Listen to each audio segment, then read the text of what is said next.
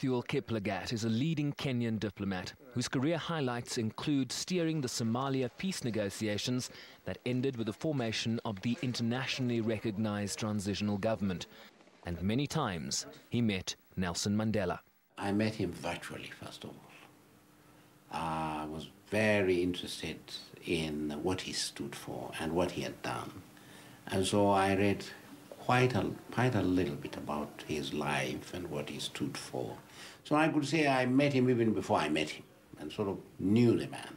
And of course, during those 27 years when he was in jail, I think there is no week that passed by without encountering somebody or getting involved with some groups appealing for his release. I was involved, even here in Kenya, we organized a whole week for solidarity with the people of Southern Africa. And we had lectures, we had marches, we organized actually almost a whole year of an awareness of what was going on in South Africa. So we had to talk about Mandela. So, if you like, that was the first meeting. But now in reality, I met him when I was permanent secretary. Ambassador Kiplagat also remembers the day he got a glimpse of Mandela's nutritional preferences. I had noticed, you see, as a diplomat, you notice as a leader, what are they interested in, what are things they don't like, what food.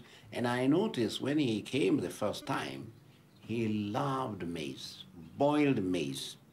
So when we went to Cabernet, to Kabarak, President Moi's house, we had a meeting with him there. I made sure that there was boiled maize at lunchtime. And I tell you, he enjoyed. And he was on his way for, I think, a state visit to South Africa, or to India.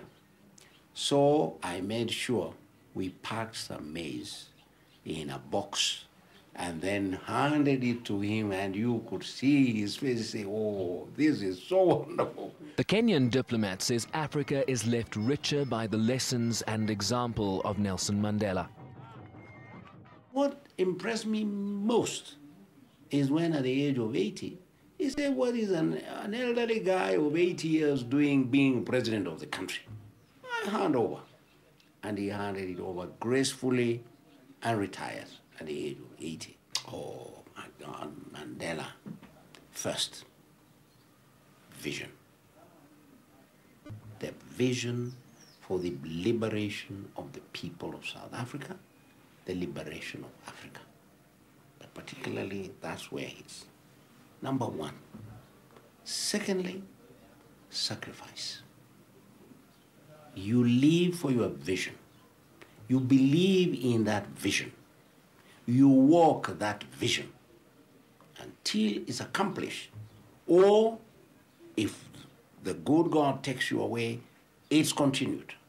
There's no question of saying, I'm tired, I'm suffering, I'm this. That is the greatest lesson he can leave us. Third, patience. We have to learn to be patient and to wait for that moment when the vision is realized. On a lighter note, the silver-haired Kenyan diplomat has been seen in some quarters as Mandela's lookalike. I have had been stopped in America, particularly in the USA. I was once in a taxi and came out of church, got into a taxi, being driven to the hotel, and this driver keep on looking at the mirror, you know, the reflection of the mirror, and looking at me. And then he had the courage and say, what are you doing here? I said, well, I'm just here for a visit. So he drove for a few more meters and said, but what are you doing here? And then he came out with it, and I said, you know, I thought you were Mandela.